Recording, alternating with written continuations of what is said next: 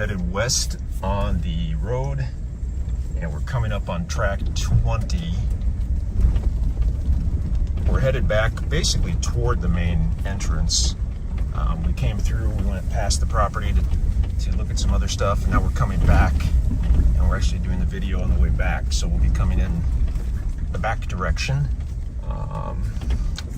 Starting to level off, and we should be, interactive map says we're coming up on track 20 right about now.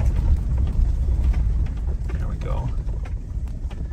So we've just driven onto the east side, and the road goes through at a bit of an angle. You've got roughly half the property that lies north of the road, northerly, and about half that lies southerly of the road.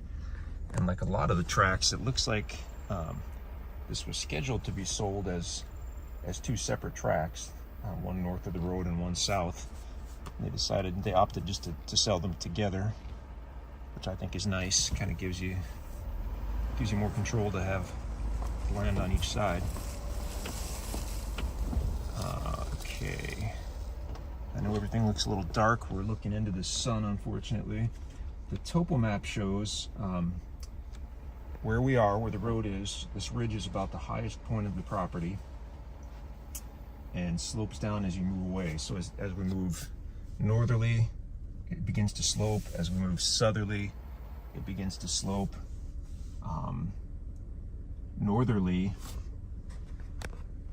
the topo map shows, is fairly gradual slope, basically until you get to the north end of the property, with maybe a little bit of a ridge running along the east side.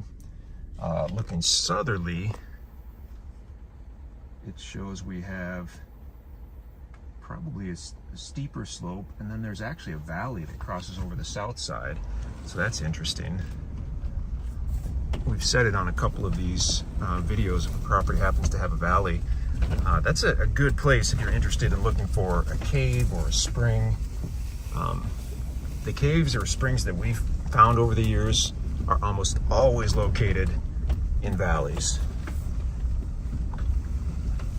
and not necessarily at the bottom. Usually not at the bottom. Usually up a third of the way, halfway up, is where we've found caves or live springs.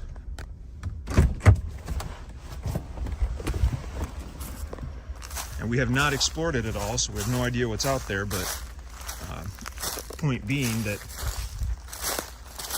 that'd be a good place to start your search if you were looking for something like that on the property. So we've kind of just walked south from the road.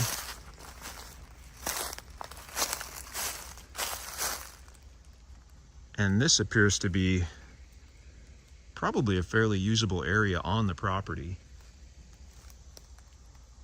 You won't find really, that we know of, any large tracts in this area that are all level, other than maybe a river bottom and a flood zone. But this property does appear to have a fairly level area here south of the road. And then here you can see where it's sloping down steeply here on the south side. Nice thing is we're seeing a lot of hardwood trees. I don't see any areas here where it's brushy, which would indicate that it were, logged within the last few years. Most of this, it looks like you could walk right through or ride a four-wheeler right through. That's good to see. Beautiful property, very peaceful. The deer love it back here. Obviously, we're extremely close to the river, which is fantastic. We got kind of that access point, I guess, that boat launch, which is, what, about half a mile away. Big oak tree there. Quite a few large hardwood trees on the property. That's really great.